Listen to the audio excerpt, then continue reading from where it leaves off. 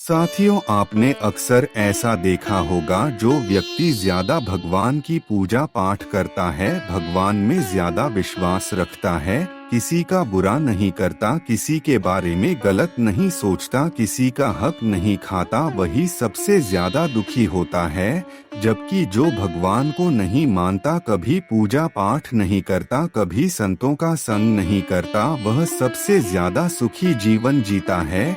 यह सब चीजें देखकर कभी कभी तो ऐसा लगता है कि भगवान ही गलत है, भगवान का न्याय ही गलत है। कुछ लोग तो यह भी कहने लग जाते हैं कि भगवान के पास न्याय नहीं है, भगवान गुरुओं को अच्छा करता है और अच्छा के साथ बुरा करता है। ऐसा हर किसी के साथ होता है। नमस्कार दोस्तों, स्वागत है आप सभी का आपके अपने YouTube चैनल पर। दोस्तों, आज के इस वीडियो में हम आप लोगों को इसके पीछे के कारण के बारे में बताने वाले हैं। आखिरी ज्यादा पूजा पाठ करने वाले लोग दुखी और परेशान क्यों रहते हैं? इसका उत्तर भगवान श्री कृष्ण ने श्रीमद् भागवत गीता के माध्यम से बड़े साधारण तरीके से बताया है। तो चलिए फिर शुरुआत करते हैं। साथियों, शुरू करने से पहले हमारी आप सभी से एक विनती है कि वीडियो को लाइक कर दें और अगर आप चैनल पर पहली बार आए हैं तो चैनल को सब्सक्राइब जरूर कर लें तथा बेल आइकन प्रेस अवश्य कर दे। तो दोस्तों, बात द्वापर युग की है, जब भगवान श्री कृष्ण और अर्जुन एक जगह बैठकर बातें कर रहे थे। तब अर्जुन ने भगवान श्री कृष्ण से पूछा, हे भगवान श्री कृष्ण, आज मेरे मन में एक सवाल उठ रहा है और मैं इसका उत्तर आपसे पूछना चाह रहा हूँ। भगवान श्री कृष्ण कहते हैं कि अर्जुन, जो भी तुम्हारे मन में सवाल उठ रहा है उसे आप निसंकोच मुझसे पूछें, मैं अवश्य उसका उत्तर दूंगा। अर्जुन भगवान श्री कृष्ण से कहने लगता है कि हे माधव, जो लोग ज्यादा पूजा पाठ करते हैं वह ज्यादातर दुखी और परेशान रहते हैं। इसके पीछे क्या कारण है? जबकि जो लोग भगवान का नाम भी नहीं लेते, भगवान का स्मरण बिल्कुल भी नहीं करते और हमेशा गलत कार्य में लिप्त रहते हैं, दूसरों को सताते हैं, दूसरों के हिस्से को भी खाने लग जाते हैं, औरों को नुकसान पहुंचाते हैं, उन लोगों को मैं सुखी देखता हूँ। इसके पीछे का रहस्य मुझे समझाने का प्रयास करें। तब भगवान श्री कृष्ण ने कहा, अर्जुन, मैं तुम्हारे इस सवाल का जवाब एक कथा के माध्यम से देता हूँ। बड़े ही ध्यान से इस कथा को सुनना और इस कथा में तुम्हारे सवाल का जवाब मिल जाएगा। तब अर्जुन कहता है, ठीक है माधव, मैं आपकी कथा अवश्य ध्यान से सुनेगा। तब श्री कृष्ण जी कहते हैं, अर्जुन, बहुत पहले समय की बात है, एक गुरु के दो शिष्य थे, दोनों ही पढ़े लिखे विद्वान थे। दोनों में फर्क सिर्फ इतना था कि एक भगवान को मानने वाला था और दूसरा भगवान को न मानने वाला नास्तिक था। एक ऐसा था जहाँ पर भगवान की कथा होती थी, जहाँ सत्संग होता था, जहाँ भजन होता, कीर्तन होती थी या कहीं हवन यज्ञ होते थे। खाने का मतलब भगवान का कोई भी इंसान स्मरण करता था तो वह शिष्य वहां दौड़ के चला जाता और भगवान की पूजा पाठ करने लगता। दूसरा शिष्य इन सब चीजों से काफी दूर था, वह शराब पान भी करता था, वेश्याओं के साथ गमन करता था। जब उसके पास धन खत्म हो जाता तो वह औरों का धन लूटने लग जाता था। वह रास्ते में मनुष्यों को रोककर उन्हें लूटपाट किया करता था। सारी बुरी आदतें दूसरे शिष्य में थी। एक दिन क्या हुआ, वह नास्तिक शिष्य शराब के नशे में गिरता पड़ता अपने घर जा रहा था। अचानक उसको रास्ते में पैसों से भरा एक बैग मिल जाता है। उसकी खुशी का ठिकाना नहीं रहता। वह जोर जोर से चिल्लाते हुए सबको बताता है, मुझे आज पैसों से भरा हुआ बैग मिल गया है।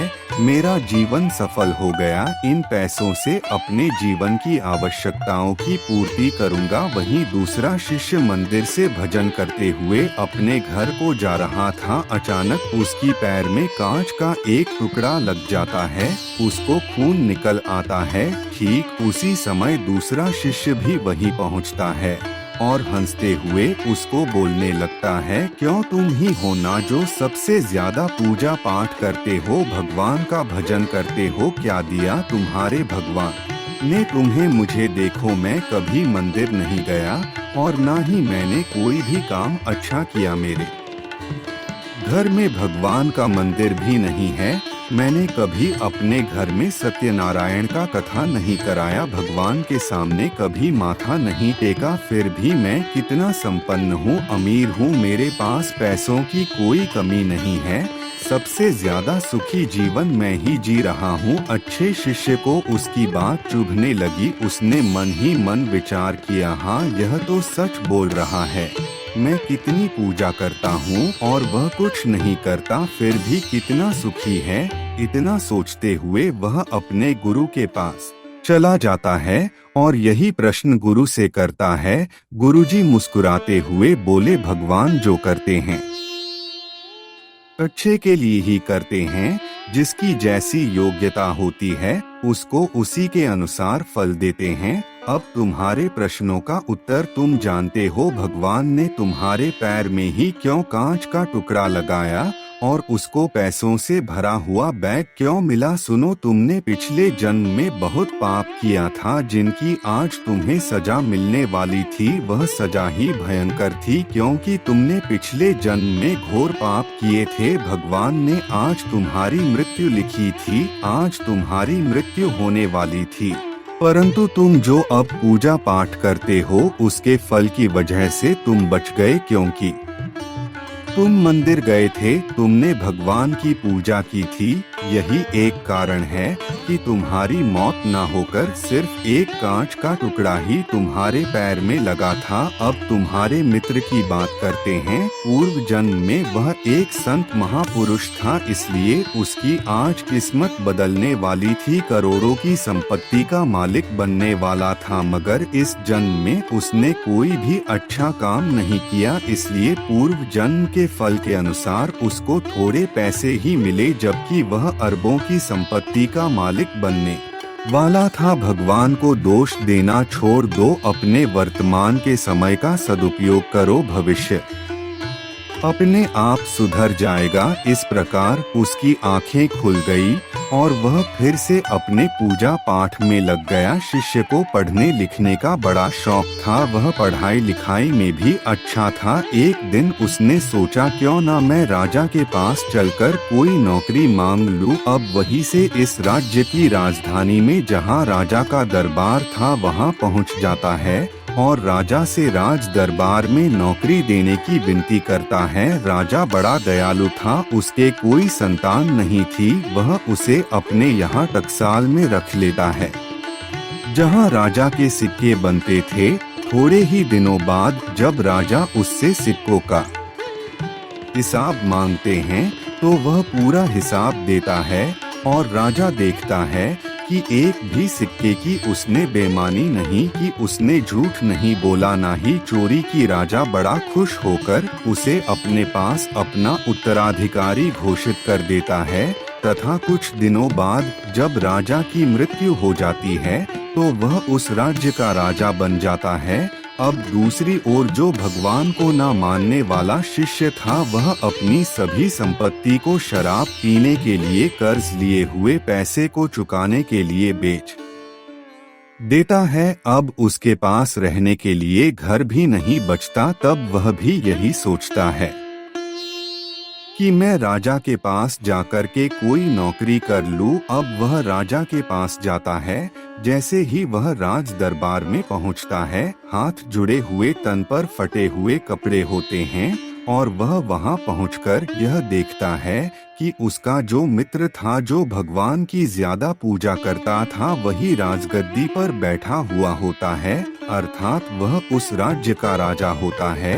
यह देखकर वह बहुत विलाप करता है, बड़ा रोता है और कहता है, हे राजा, मैं तो आपके साथ पढ़ा हूँ, हम एक ही गुरु के शिष्य हैं, मेरी मदद कीजिए। यह बात सुनकर वह राजा उससे कहता है, मित्र, तुम भगवान की पूजा पाठ करो, तुम हारे कष्ट अवश्य दूर हो जाएंगे। यह सुनकर वह शराबी भी भगवान की पूजा पाठ करने लग जाता है और वहीं राज्य में राजा उसे नौकरी भी दे देता है तथा वह अपना जीवन अच्छी तरह से व्यतीत करने लग जाता है। तो साथियों, भगवान को कभी भी दोषी नहीं ठहराना चाहिए। भगवान तो हमारे कर्मों के हिसाब से हमें फल प्रदान करते हैं। अगर हमारे कर्म गलत है या हमने पाप किए हैं तो हमें दुख भोगना पड़ेगा। यदि हमारे पिछले कर्म अच्छे हैं तो हमें अधिक सुख की प्राप्ति होगी। इसलिए दोस्तों, आस्तिक बनो, भगवान को मानो, पूजा पाठ करो, हवन यज्ञ करो और भगवान